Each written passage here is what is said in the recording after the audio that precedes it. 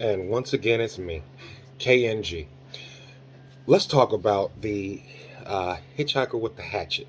Hiya! Smash, smash, smash! It was on Netflix. It's number 2 trending on Netflix right now. I just seen it. Um, my take on it: you have a mentally ill person on the streets traveling throughout the country. So, first, um, you leave somebody in the care of these foster homes without having mental evaluation. They are an adult, push them out to society. Of course, no home is better than any violent or disgruntled or abusive home. So uh, definitely he had emotional abuse through being locked in, as his mother said, for his own safety. And then he now has a skewed understanding of what's right and what's wrong. But he also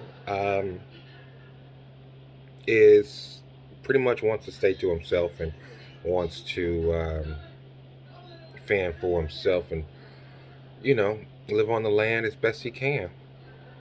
So his freedom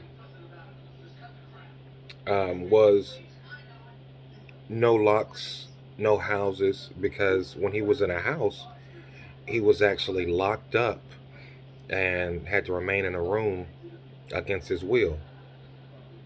Ironically enough, the rest of his life will be the same way. Spoiler alert, I will tell you the story, but I'm giving you my insight as well. So, he was um, he was definitely a conflicted soul, and went around the country hitchhiking, getting rides, going to wherever the wind blows, right? Wherever he can go, that he can see new faces that didn't know him, and put his hand out to get money to make it to the next place, right? His rise to fame happened because somebody hit a person, racist white man, um, fat rich white man, which definitely is something that I'm quoting him on, but also a mindset of this man, fat rich white man, drove his car and pinned a uh, civil worker into another car or truck. Then he gets out of the car, and as someone is trying to help the man, you know, to life, the hitchhiker gets his hatchet and smashes him across the head to make him stop. Hey, bruh, what are you doing? You almost killed this one person. You're trying to kill this lady who's trying to help the person that you almost killed. You gotta be stopped. Yaka, yaka, yaka. He became a hero overnight. Memes. This is the beginning of the YouTube and the meme era. This is back when everything that went viral had a song associated with it. So it was smash, smash, smash. I'm a hatchet man, something blah blah blah blah blah. So he was an overnight success, and they talk about his rise to fame and stardom, um, ending up on Jimmy Kimmel and um, going out and now being recognizable, but not really looking to uh, make money off of his fame and success as of yet, because he's still struggling with internal demons, right? As far as being um, boxed in. He wants to be free, but also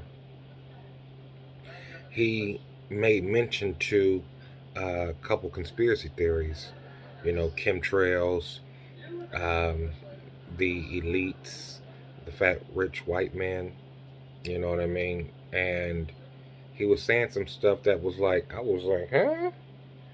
Hold on.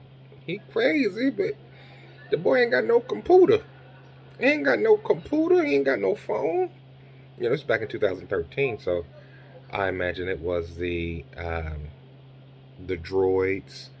HTC was still big, and the internet wasn't at maybe even 3G, 4G yet. So it was something else. Um, Readily available information probably wasn't there yet, but he was still in the know somehow. So I was, because that was probably around the age of my awakening, if you will, um, to the David Ikes and the, um, you know, others like Michael Jordan. I mean, Jordan Peele. Somebody named Jordan with something, and the warrior himself. We don't need to speak on, but Kanye West went on there recently and said some things. So we don't know. We don't know. But I was listening to him too. And InfoWars was like a daily routine for me. But a lot of what he said was factual. Actual factual. Actual factual. So it's crazy that, he is in this blackball silencing arena because it's a lot of what he said. But I digress. The hitchhiker then goes and lives his best life, entertaining those that would call him a hero, getting the ability to play music on the streets and bars, whatever you name it. And he's able to really have an experience that not most people will have in their life. Fame, to be famous. And he walked the street as a famous man, people coming up to him, taking pictures and wanting autographs. And so he gave willingly, because he was a good hearted individual, even though he had anger issues and might have been a little schizophrenic, but never diagnosed. But at the same time, with his childhood, he was probably in a mental space of they're out to get me. I don't have anyone to help me. I have to fend for myself. I have to fight, scratch, and claw. Now, he had an interview where he was talked about he, as a boy, was violently sexually assaulted, right? And we can use grape because good Lord, they don't want to talk about men, when it talks about graping. But fast forward after the fame and success, he's back. He's still on the streets. He goes and someone sees him now that he's famous and says, "Hey, come over to my house, and I'll put you up." It was a judge, rich fat white man. He said that he spent the night over and woke up one day and it looked like cum was on his face. Male ejaculatory fluids, if you will, was on his face. He said, the man gave me a couple beers and I don't know anything else. I woke up and something was on my face. Then he said that the next he tried to leave. Buddies that was supposed to pick him up didn't pick him up, so he was again stranded. But by this time, obviously, he had a sense of, well, I know more people. I can maybe get into someone's house and they'll take me in. The judge maybe could take me in. And he said, so he went back to the judge's place, obviously. Uh, this time, he might have felt like the vigilante. This time, he might have felt like Batman. This time, he might have felt like, hey, you are you're doing things to people that you have no right to do. You're taking advantage of people. Now, fat rich white men. Now, if we talk about Epstein's Island and we talk about these elites and this underground arena of child smuggling and rituals on Bohemian Grove and things of this nature, you have those people in power, such as lawyers. So, I mean, judges, entertainers, agents, blah, blah, blah, people in politics, XYZ. Um, because of that,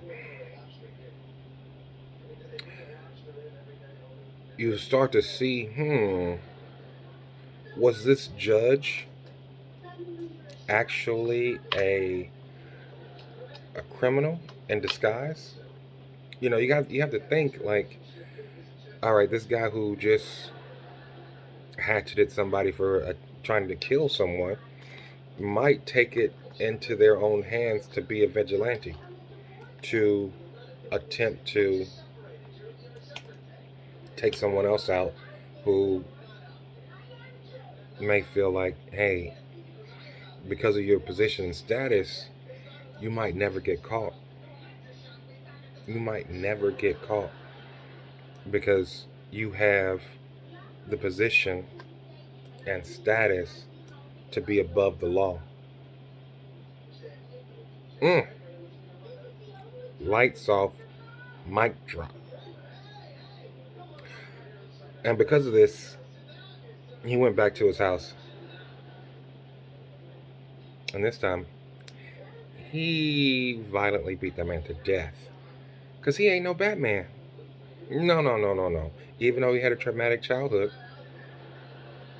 he didn't end up like Batman. It was more like Moon Knight. But he was just a man in the night trying to save those that would travel. Boom, boom, boom, boom. That's heartbreaking. So, I don't know if you've seen this movie or documentary. Let me know your thoughts and ideas on, would you think that a lawyer, 70 years old, would do something like this? Now, if he was a black man and he was Bill Cosby, there would be no second doubt in anyone's mind that he was capable of doing this. But because he was a rich white man instead of a rich black man, there is doubt. And a couple came to the defense of this man, saying that they never thought that he was capable of doing something like this, blah, blah, blah, XYZ. Only one couple, not any major character witnesses. But this was back in 2013, so many of his uh, people could have passed or died. But at the same time, there could be people out there who wants to um, say the incident that happened. Now, we know about We know about the people that uh, attract these homosexual black men into their homes, and they end up dead on multiple occasions, and nothing happens to them. They're being above the law, right? And we know that there are groups and organizations and parties, if you will, that happen that aren't lawful, but the people are above the law. It's said that the law is to make sure that the poor don't affect the rich. You have to protect the rich and wealthy, is the police's job. Where the poor, you make your numbers off of the poor, right? You make sure that the rich get richer because of the poor, because of the